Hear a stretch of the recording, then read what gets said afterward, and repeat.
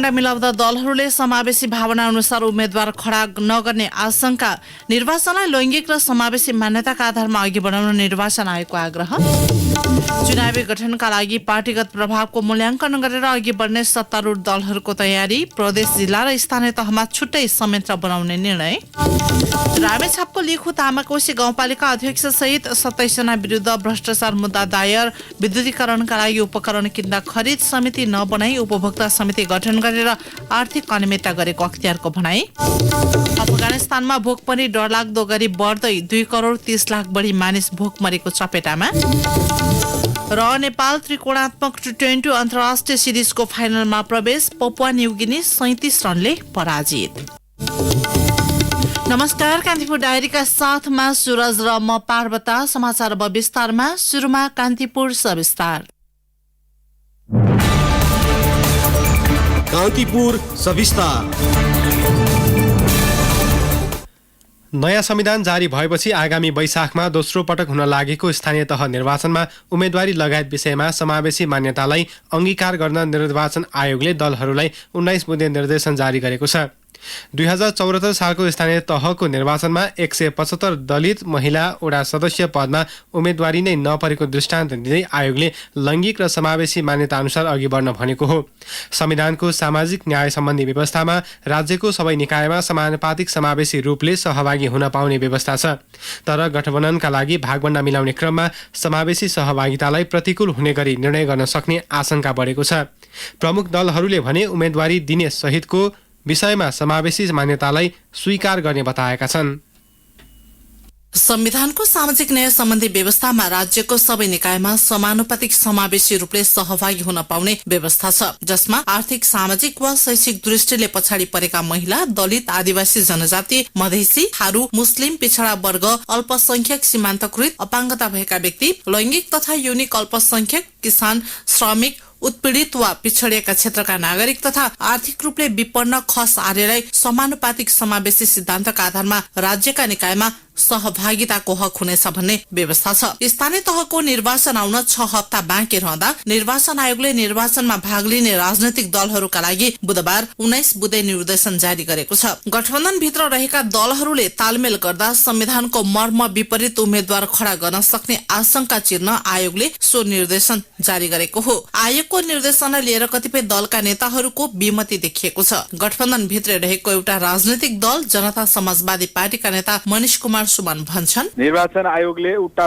थप 19 बुँदे बाध्यात्मक अवस्था सार्वजनिक गरेको छ। त्यस्तै काल्पनिक कुराहरू नेपाल प्रति निष्ठावान रहेको यो शंका गर्नु भएन, नेपाली नागरिकमाथि शंका गरे जस्तै हो। त्यस्तै ठेक्का पट्टामा लागेको व्यक्तिले उम्मेदवारी दिन नहुने यो हुँदै नभएका नियमहरू लगाइदिएको छ। सम्पत्ति विवरण सार्वजनिक गर्नुपर्ने यो ठिकै पनि छ। 19 बुँदेका केही कुराहरू ठिक छन् भने अधिकांश कुराहरू मनोगत रूपले नियम बनाएर लाद्न सक्ने जस्तो नियम देखिन्छ। सहज र सरल तरिकाले निर्वाचन सम्पन्न गर्नु पर्दछ। जनतालाई आफ्नो प्रतिनिधि चुन्न सक्ने अधिकार सुम्पिनु पर्दछ। हो, त्यो चाहिँ समानुपातिक समावेशी हुनु पर्दछ भन्ने हाम्रो पनि पार्टीको मान्यता छ। नेपालको संविधान र निर्वाचन सम्बन्धी कानूनले निर्दिष्ट गरेका लैङ्गिक तथा समावेशी व्यवस्थाले निर्वाचन प्रक्रियालाई लैङ्गिक समानतामूलक तथा समावेशी बनाउन मार्ग प्रशस्त गरेको छ। 2062-63 को जनआन्दोलनपछि नयाँ संविधान राज्यको पुनर्संरचना र समावेशिता लगायत विषयलाई सुनिश्चित गरेको छ। त्यसैले दलहरूको काँधमा संविधानको भावना अनुसार अघि बढ्नुपर्ने जिम्मेवारी आएको छ। एकीकृत समाजवादीका नेता जीवनराम श्रेष्ठले आफ्नो दलले संविधानको मर्मलाई अंगीकार गर्ने बताए। कसैले भनिराख्नु पर्ने विषय चाहिँ नि थिएन। हरेक राजनीतिक पार्टीहरूले संविधानको चाहिँ नि स्पिरिटलाई बुझेर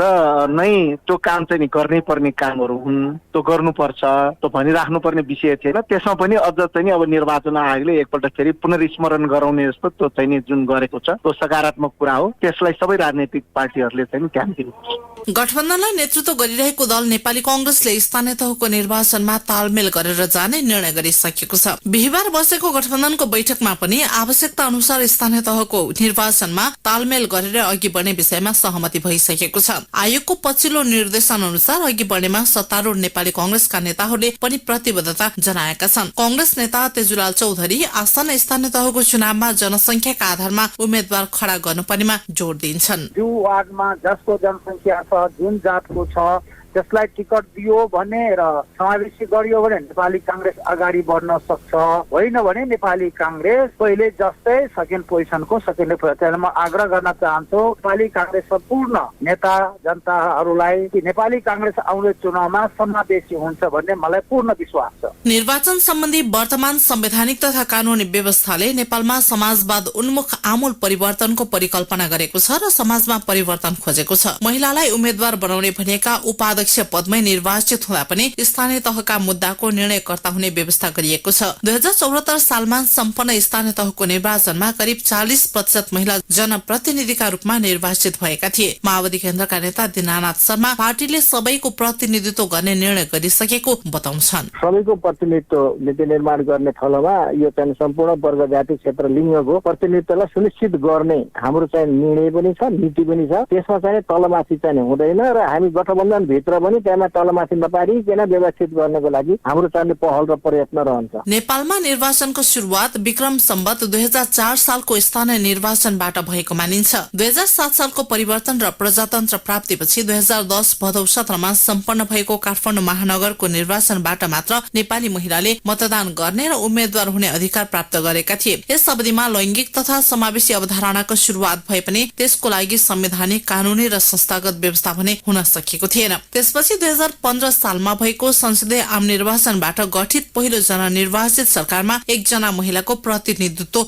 रहेको थियो। त्यस यताका निर्वाचन हेर्ने हो भने समावेशी हुँदै गएको पाइन्छ। विपक्षी दल एमाले पनि आगामी चुनावमा समावेशितालाई ख्याल गरेर उम्मेद्वार उठाउने निर्णय गरेको सो पार्टीका प्रचार विभाग उपप्रमुख विष्णु रिजालको भनाइ छ। नेकपा एमालेका तर्फबाट समावेशितालाई पुरै ख्याल गरेर उम्मेद्वारहरू उठाउँछौँ। स्थानीय तहको चुनावमा महिला, दलित वा अल्पसंख्यक समुदायका लागि आरक्षण गरिएका बाहेकका पदमा कम्तीमा 1/3 महिला उम्मेद्वार मनोनयन गर्न आयोगले भनेको छ। साथै मतदान स्थल, मतदान केन्द्र, मतगणना स्थललाई लैंगिक तथा अपाङ्ग मैत्री बनाउनका लागि पनि पहल गर्न दलहरूलाई आग्रह गरेको छ। तर दलहरू केवल निर्वाचन जित्नकै लागि उद्धत रहन सक्ने हुँदा समाजमा विद्यमान विभेदपूर्ण व्यवहार र सोच आगामी चुनावमा पनि झल्किने सम्भावना उत्तिकै छ। त्यसैले चुनावी प्रतिस्पर्धालाई लैंगिक र समावेशी दृष्टिले सन्तुलन बनाउन दलहरूले व्यवहारिक रूपमा देखिने गरी उम्मेद्वारी दिने र आयोगको निर्देशनलाई पालना गर्नुपर्ने आवश्यकता छ। रेडियो कान्तिपुरका लागि पार्वता चौधरी। कान्तिपुर सविस्तार।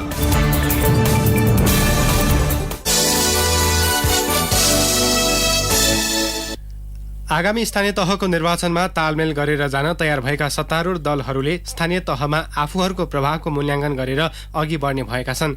स्थानीय तहमा पार्टीको प्रभाव मूल्याङ्कनका लागि प्रदेश, जिल्ला र स्थानीय तहमा छुट्टै संयन्त्र बनाएर अर्को साताभित्र प्रतिवेदन तयार पार्ने निर्णय बैठकको गठबन्धन दलहरूको बैठकले गरेका छन्। बालुवाटार स्थित प्रधानमन्त्री निवासमा आज बसेको गठबन्धन दलको बैठकले दलहरूका प्रदेश प्रमुख सम्मिलित समिति बनाउने निर्णय गरेको हो। निर्णयबारे जानकारी दिँदै कांग्रेस नेता एवं सञ्चार तथा सूचना प्रविधि मन्त्री ज्ञानेन्द्र बहादुर कार्की, स्थानीय निर्वाचनमा 5 दलीय गठबन्धन अगाडि बढ्ने निर्णय भएको छ। त्यसका निमित्त प्रदेश स्तरीय आफ्ना आफ्ना दलहरूका जुन प्रमुखहरू छन् उहाँहरूको एउटा समिति बन्छ। त्यसले प्रदेश स्तरीय काम प्रारम्भ गर्छ। सत्तारूढ नेपाली कांग्रेसले आवश्यकताको आधारमा तालमेल गर्ने निर्णय गरेपछि पहिलो पटक बसेको गठबन्धन बैठकले चुनावी गठबन्धनका लागि स्थानीय तहमा समेत संयन्त्र बनाउने नीति लिएको हो। तीनवटै तहमा बन्ने संयन्त्रले चैत 22 गते प्रतिवेदन बुझाउने गरी जिम्मा दिएको कांग्रेस नेता कार्कीले बताउनुभयो। जिल्ला स्तरमा जिल्ला स्तरीय प्रमुखहरूको एउटा समिति बन्छ र त्यो समितिले आफ्नो काम प्रारम्भ गर्छ। त्यस्तै गरेर गाउँपालिका स्तरीयमा गाउँपालिकाका प्रमुखहरूको एउटा संयन्त्र बन्छ र त्यसले काम गरेर 22 गते भित्रमा आफ्नो प्रदेश, जिल्ला र गाउँपालिकामा 5 दलको अवस्थाको बारेमा केन्द्रलाई विस्तृत रूपले आफ्नो प्रतिवेदन पेश गर्दछ। यसैबीच काठमाडौँमा आज आयोजित एक कार्यक्रममा बोल्दै कांग्रेस सभापति एवं प्रधानमन्त्री शेरबहादुर देउवाले गठबन्धनलाई मजबुत बनाएर लैजान आफू तयार रहेको बताउनु भएको छ। देउवाले आफूलाई प्रधानमन्त्री बनाउन सहयोग गर्ने दलहरूलाई अप्ठ्यारो नपार्ने समेत बताउनु भएको थियो।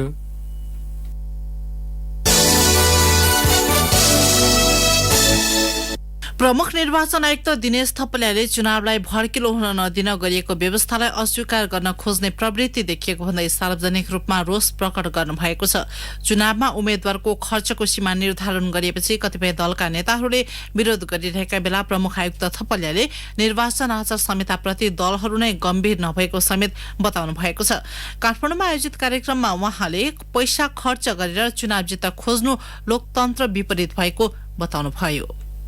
हामी भड्किलो भयो चुनाव, महँगो भयो चुनाव, लोकतन्त्र खतरामा पर्ने भयो पनि भनिरहने, सुझाव पनि त्यस्तो दिइरहने। अनि मितव्ययी ढङ्गले खर्च गरौँ, आफ्ना विचार राखौँ, सिद्धान्त विचार र इमानले जितोस्, पैसा यो चाहिँ मनी र मसल पराजित होस् भन्ने असल मनसायका साथ गरेको कुरालाई पनि करोड करोडका गफ दिएर निस्तेज गर्ने हो भने यो लोकतन्त्रप्रतिको उठे भक्ति मात्रै हुन्छ जस्तो लाग्छ मलाई। नीति र विचार भन्दा पनि पैसाको भरमा चुनाव जित्न खोज्ने संस्कार देखिएको भन्दै उहाँले रोष प्रकट गर्नुभयो। थपलियाले भन्नुभयो, जसलाई आफ्नो सिद्धान्त, आफ्नो विचार, आफ्नो काम, आफ्नो उम्मेदवारी, आफ्नो योग्यताप्रति विश्वास छैन र जसले जनतामा निहित यो सार्वभौम सत्ता विभिन्न ढङ्गले प्रभावित गर्न सक्छु, खरिद गर्न सक्छु, मेरो पक्षमा ल्याउन सक्छु भनेर ओकालत गर्छ, मलाई लाग्दछ त्यस्ता व्यक्तिले लोकतन्त्रको दुहाई दिनु उपयुक्त हुँदैन।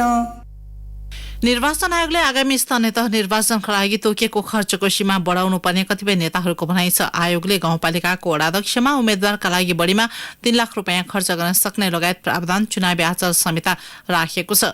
सो खर्च अपुग हुने प्रमाण देखाए सो प्रावधान पुनरावलोकन गर्न तयार रहेको प्रमुख आयुक्त थपलियाको भनाइ छ। यो आचार संहितामा लेखिदिएको कुरा एउटा गाउँपालिका भित्र तोकिएको खर्च अनुसार एउटा अध्यक्षले गर्न सक्दैन भनेर कहीँ प्रमाण आउँछ भने आयोग यसमा पुनरावलोकन गर्न तयार छ। एउटा अध्यक्षले 3 लाख रुपियाँ खर्च गरेर आफ्नो ओडा भित्र गएर म उम्मेद्वार हुँ, मेरो यो सिद्धान्त निष्ठा विचार छ, मलाई भोट दिनुहोस् भन्न सक्दैन भने त्यसको लागि यसमा पुनरावलोकन गर्न सकिन्छ।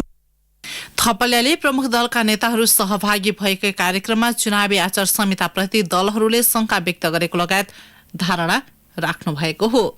कान्तिपुर डायरीमा अब ब्रेकको पालो। कान्तिपुर डायरीमा अब बाँकी प्रसङ्ग। अख्तियार दुरुपयोग अनुसन्धान आयोगले रामेछापको लिखु तामाकोशी गाउँपालिकाका अध्यक्ष गोविन्द बहादुर खड्का, तत्कालीन प्रशासकीय अधिकृतहरू राजु प्रसाद नेउपाने, टङ्क प्रसाद चौलागान सहित 27 जना विरुद्ध भ्रष्टाचार मुद्दा दायर गरेको छ। खड्का विरुद्ध आयोगले 4 करोड 21 लाख रुपियाँ बिगो माग दावी गरेको छ। आयोगले तत्कालीन प्रशासकीय अधिकृत नेउपानेसँग 1 करोड 12 लाख 82 हजार रुपियाँ बिगो माग गरेको छ। त्यस्तै तत्कालीन लेखापाल दुर्गाबहादुर दिमदोङ तामाङ विरुद्ध अभियोग आरोपपत्र दायर गर्दै 1 करोड 26 लाख 75 हजार रुपियाँ बिगो माग दावी गरेको छ।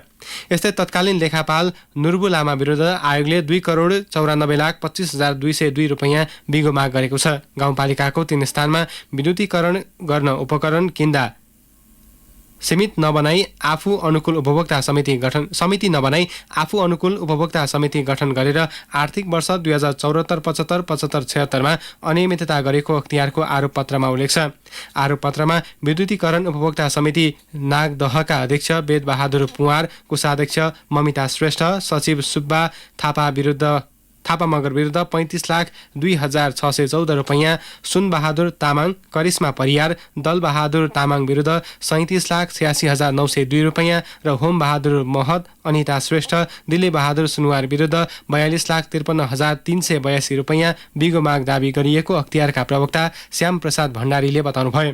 सोही अनियमिततामा पाइक कन्स्ट्रक्सन प्राली महाराजगञ्जका सञ्चालक अमृत बहादुर तामाङ विरुद्ध पनि 42 लाख 35 हजार भन्दा बढी बिगो माग दावी गरिएको छ। यस्तै काजी बाबु श्रेष्ठ, तारा गुरुङ, युवराज सुनार विरुद्ध 1 करोड 2 लाख 51 हजार 995 रुपियाँ, प्रचण्ड सुनार, घण्टिका देवी सुनार र क्याल्पु तामाङ विरुद्ध 32 लाख 29 हजार 738 रुपियाँ, बुद्धि बहादुर तामाङ, मेनुका खड्का र अश्विन रोका विरुद्ध 84 लाख 91 हजार 608 रुपियाँ, अशोक कुमार सुनवार, दिलमाया थापा र प्रकाश सुनवार विरुद्ध 66 लाख 70 हजार 708 रुपियाँ बिगो माग गरिएको छ।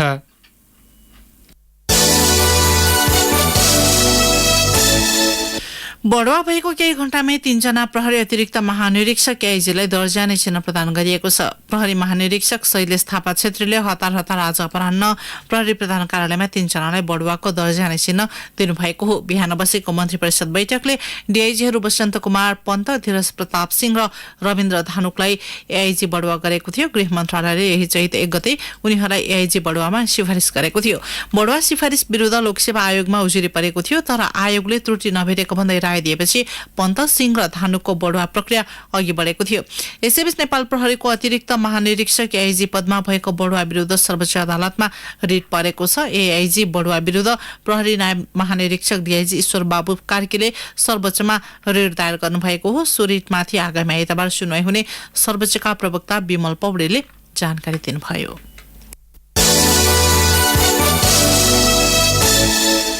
श्रम रोजगार तथा सामाजिक सुरक्षा मन्त्री कृष्ण कुमार श्रेष्ठले वैदेशिक रोजगारमा जाने श्रमिकको स्वास्थ्य परीक्षण गर्ने संस्थालाई पारदर्शी र व्यवस्थित बनाइने बताउनु भएको छ। मन्त्रालयमा आज वैदेशिक रोजगारमा जाने श्रमिकको स्वास्थ्य परीक्षण गर्ने संस्थाका प्रतिनिधिसँग छलफल गर्दै मन्त्री श्रेष्ठले श्रमिकको स्वास्थ्य परीक्षण गर्ने संस्थाको सूचीकरण, नवीकरण, अनुगमन लगायत कामलाई व्यवस्थित गरिने बताउनु भएको हो। नक्कली स्वास्थ्य रिपोर्ट बनाउनेदेखि सरकारले तोकेको मापदण्ड नपुगेका स्वास्थ्य संस्था मार्फत रिपोर्ट बनाउने प्रवृत्ति अन्त्य गरिने उहाँले बताउनुभयो। वैदेशिक रोजगारीको लागि जाने श्रमिकको स्वास्थ्य परीक्षण गर्न निर्धारण गरिएको मूल्य समयानुकूल समायोजनका लागि मन्त्रालय तयार रहेको समेत मन्त्री श्रेष्ठको भनाइ छ। सो क्रममा वैदेशिक रोजगारमा जाने श्रमिकको स्वास्थ्य परीक्षण गर्ने स्वास्थ्य संस्थाका प्रतिनिधि तथा सरोकारवालाले प्रयोगशाला, रेडियोलोजी र स्वास्थ्य परीक्षण कक्षमा हुनुपर्ने आवश्यक औजार तथा उपकरण अन्तर्राष्ट्रिय मापदण्ड अनुरूप बनाउनु पर्ने बताएका थिए। वैदेशिक रोजगार ऐन 2064ले जुनसुकै मुलुकमा जाने श्रमिकलाई स्वास्थ्य परीक्षण अनिवार्य गरेको छ। मन्त्रालयले स्वास्थ्य संस्थाको सूचीकरण, नवीकरण र अनुगमन तथा निरीक्षण सम्बन्धी काम गर्दै आएको छ।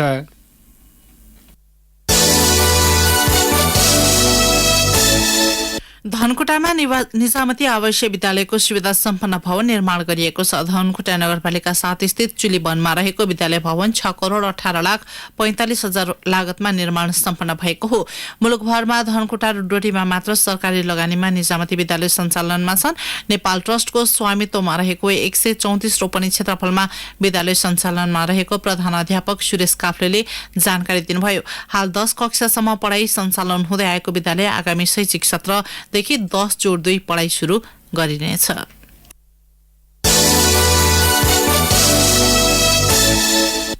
पछिल्लो पटक नेपालमा 25 जनामा कोरोना भाइरसको संक्रमण पुष्टि भएको छ। 4951 जनामा गरिएको परीक्षणबाट सो संख्यामा संक्रमण पुष्टि भएको स्वास्थ्य तथा जनसङ्ख्या मन्त्रालयले जनाएको छ।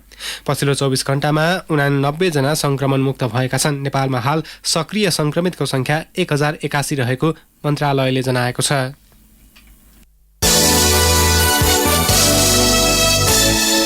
कान्तिपुर डायरीमा अब काभ्रे डायरीको पालो। काभ्रे डायरीबाट नगेन्द्र अधिकारीको नमस्कार। चैत 25 देखि 30 गतेसम्म काभ्रे जिल्लाका करिब 90,000 बालबालिकालाई टाइफाइड विरुद्धको खोप दिने तयारी गरिएको छ। नेपालमा टाइफाइड रोगको संक्रमण र जोखिम उच्च दरमा रहेपछि राष्ट्रिय खोप कार्यक्रम अन्तर्गत जिल्लाका 13वटै पालिकाका विद्यालय र स्वास्थ्य संस्थामा खोप केन्द्र सञ्चालन गरेर 15 महिनादेखि 15 वर्षसम्मका बालबालिकालाई खोप दिने कार्यक्रम सञ्चालन गर्न लागि स्वास्थ्य कार्यालय काभ्रेका वरिष्ठ स्वास्थ्य प्रशासक डाक्टर पुरुषोत्तम राज सेडाईले जानकारी दिनुभयो। बनेपा नगरपालिकाले कौशी तरकारी खेती सम्बन्धी 3 दिने तालिम गरेको छ। कृषि शाखा प्रमुख मुकुन्द केसीले 150 जनालाई तालिम, कौशी खेतीको लागि मल बनाउन आवश्यक बिन र तरकारीको बिउ वितरण गरिएको बताउनुभयो। नगर प्रमुख लक्ष्मी नरसिंह बादेले तालिमलाई व्यवहारमा ल्याउन सके आर्थिक भार कम हुने र स्वच्छ तरकारी उपयोग गर्न पाइने बताउनुभयो। संस्कृत गुरुकुल स्थापनाको लागि बनेपामा चैत 19 देखि 27 गतेसम्म श्रीदेवी भागवत नवा ज्ञान महायज्ञ आयोजना गरिएको छ। विन्ध्यवासिनी आध्यात्मिक प्रतिष्ठानले श्रीकण्ठपुरमा रहेको विन्ध्यवासिनी मन्दिरमा शैक्षिक जागरण, आध्यात्मिक चेतना एवं पर्यटन विकासको उद्देश्य समेतले आयोजना गरेको अध्यक्ष कृष्ण प्रसाद तिमल सेनाले जानकारी दिनुभयो। बेथान्चोक गाउँपालिका वडा नम्बर 3 मा एक घर एक धारा अभियान अन्तिम चरणमा पुगेको छ। करिब 600 घरधुरी रहेको वडामा 550 घरमा धारा जडान गरिएको र बाँकी घरमा वैशाख 1 गते भित्र धारा जडान गरिसक्ने वडा अध्यक्ष दिलबहादुर श्रेष्ठले जानकारी दिनुभयो। खानेपानी आयोजना मार्फत सबै वडावासीलाई स्वच्छ खानेपानी पुर्याउने योजनाका साथ तीव्र गतिमा काम भइरहेको वडा अध्यक्ष श्रेष्ठले बताउनुभयो। खानेपानीको क्षेत्रमा मात्रै संघ, प्रदेश, गाउँपालिका र वडा कार्यालयको गरी करिब 4 करोड खर्च भएको छ। अवस्था काभ्रे डायरी आजलाई यति नै। म नगेन्द्र अधिकारी बिदा हुन्छु। नमस्कार। जिल्ला डायरी पेज कान्तिपुर डायरीमा पुनः ब्रेकको पालो। कान्तिपुर डायरीमा अब आर्थिक समाचार। उद्योग वाणिज्य तथा आपूर्ति मन्त्रालयले उद्योगहरूमा नियमित रूपमा बिजुली उपलब्ध गराउन ऊर्जा जलस्रोत तथा सिँचाइ मन्त्रालयलाई आग्रह गरेको छ। ऊर्जा मन्त्रालयलाई पत्र लेख्दै उद्योग मन्त्रालयले जुनसुकै हालतमा बिजुली उपलब्ध गराउन भनेको हो। भारतबाट महँगो मूल्यमा पनि बिजुली पाउन छोडेपछि नेपाल विद्युत प्राधिकरणले ठूला उद्योगहरूमा रातको समय लोडसेडिङ गर्न थालेको छ। पछिल्लो एक साता यता उद्योगहरूमा साँझ 6 बजेदेखि बिहान 6 बजेसम्म उद्योगहरूले बिजुली पाउन छाडेका छन्। उद्योगहरूको बिजुली कटौती भएकोमा मन्त्रालयले गम्भीर ध्यानाकर्षण भएको समेत जनाएको छ। औद्योगिक उत्पादनका लागि अत्यावश्यक ऊर्जा कटौती हुँदा उत्पादनमा असर पर्ने र यसबाट माग र आपूर्तिबीच असन्तुलन हुन गई समग्र प्रणालीमा असर पर्न जाने उद्योग मन्त्रालयले जनाएको छ। उद्योग बन्द हुँदा रोजगारीमा असर पर्ने, मूल्य वृद्धि तथा कालोबजारी हुने, मुलुकको व्यापार घाटा अझ बढ्न जाने लगायत असर देखिने भन्दै उद्योगमा माग बमोजिम नियमित बिजुली दिन उद्योग मन्त्रालयले आग्रह गरेको हो। औद्योगिक क्षेत्रमा प्राधिकरणले अघोषित लोडसेडिङ गरेको भन्दै उद्योगी व्यवसायीहरूले उद्योग बन्द गर्ने चेतावनी समेत दिएका थिए। उद्योगीले दैनिक 14 घण्टासम्म अघोषित रूपमा लोडसेडिङ गरिरहेको आरोप लगाएका छन्। कारोबार हुने साताको अन्तिम दिन आज धितोपत्र बजार दोहोरो अङ्कले ओह्रालो लागेको छ। शेयर कारोबार मापक नेप्से परिसूचक 23.95 अङ्कले घटेर 2554.30 बिन्दुमा पुगेको छ। नेप्से ओह्रालो लागेसँगै कारोबारकोमा पनि अघिल्लो दिनको तुलनामा केही गिरावट आएको छ। हिजो 40 अङ्कले उकालो लागेको नेप्सेमा 2 अर्ब 25 करोड रुपियाँ बराबरको कारोबार भएको थियो। नेप्सेमा आज कुल 228 कम्पनीका 37,000 कारोबारबाट 37,87,000 किता शेयर किनबेच भए, जस अन्तर्गत 1 अर्ब 88 करोड रुपियाँ बराबरको कारोबार भएको छ। नेप्सेमा आज कारोबारमा आएका 13 मध्ये 12वटा उपसमूहको परिसूचक घटेको छ। व्यापार उपसमूहको परिसूचक भने 17 अङ्कले बढेको छ। अब अन्तर्राष्ट्रिय समाचार। संयुक्त राष्ट्रसङ्घीय विश्व खाद्य कार्यक्रमले अफगानिस्तानमा भोकमरी लाग्न डरलाग्दो गरी बढिरहेको बताएको छ। चरम आर्थिक अभावपछि बालबालिकाको भोकमरीका कारण मृत्यु हुने गरेको अल जजिराले जनाएको छ। संयुक्त राष्ट्रसङ्घका महासचिव एन्टोनियो गुटेरसका प्रतिनिधिका अनुसार 2 करोड 30 लाख बढी मानिस भोकमरीको चपेटामा परेका छन्। अफगानिस्तानमा 95% जनसङ्ख्याले पर्याप्त खान नपाएको राष्ट्रसङ्घीय निकायलाई उद्धृत गर्दै अन्तर्राष्ट्रिय सञ्चार माध्यमले जनाएका छन्। बढ्दो खाद्य असुरक्षाले कुपोषण र भोकमरीका कारण विशेष गरी बालबालिकामा मृत्युदर पनि बढेको छ। अफगानिस्तानको जनस्वास्थ्य मन्त्रालयले सार्वजनिक गरेको तथ्याङ्क अनुसार सन् 2022मा करिब 13,700 नवजात शिशु र 26 आमाको पोषणको अभावमा मृत्यु भएको छ। यसै पछिल्लो पटक छात्राहरूलाई तालिबान सरकारले विद्यालय जानबाट वञ्चित गरेको छ। यस्तै महिलाको नेतृत्वमा रहेको लगभग 100% घर परिवारले भोकमरीको सामना गरिरहेका छन्। इन्टरनेसनल फेडरेसन अफ जर्नलिस्टका अनुसार तालिबान सत्तामा फर्किएपछि मिडियामा काम गर्ने झण्डै 60% महिलाले आफ्नो जागिर गुमाएका छन्।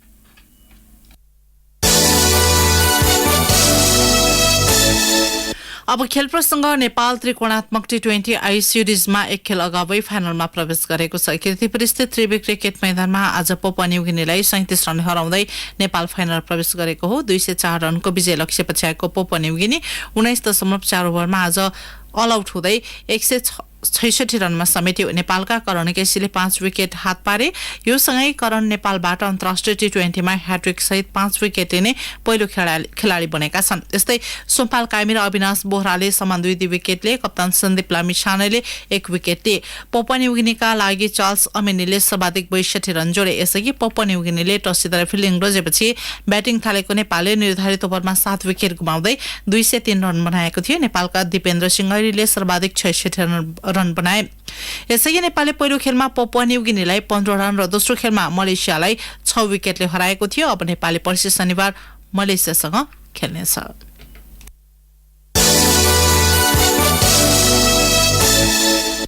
नेपाली राष्ट्रिय फुटबल टोलीको बन्द प्रशिक्षणका लागि 24 खेलाडी छनौट गरिएको छ। मुख्य प्रशिक्षक अब्दुल्लाह अल मुताइरीले बन्द प्रशिक्षणका लागि 24 खेलाडी छनौट गरिएको अखिल नेपाल फुटबल संघ एन्फाले जनाएको छ। एएफसी एसियन कप छनौट अन्तर्गत तेस्रो चरणका खेलका लागि वैशाख 2 गतेबाट बन्द प्रशिक्षण सुरु हुनेछ। मिडफिल्डर विशाल राई टोलीबाट बाहिरिएका छन् भने फरवर्ड नवयुग श्रेष्ठ र डिफेन्डर विकास खवासले पुनरागमन गरेका छन्। नेपाल रहेको समूह ए मा कुवेत, इन्डोनेसिया र जोर्डन रहेका छन्। नेपालको खेलहरूको समूहका छनौट खेलहरू कुवेतमा हुनेछ। छनौट खेलहरू जेठ 25 देखि 31 गतेसम्म हुनेछ। हवस् त यिनै प्रसङ्गसँगै कान्तिपुर डायरीको यो बुलेटिन यही सकिन्छ। 8 बजे सेक्युरिटी एन्ड क्राइम डायरी हुनेछ। सुरज र म पार्वता आज्ञा माग्छौँ। नमस्कार।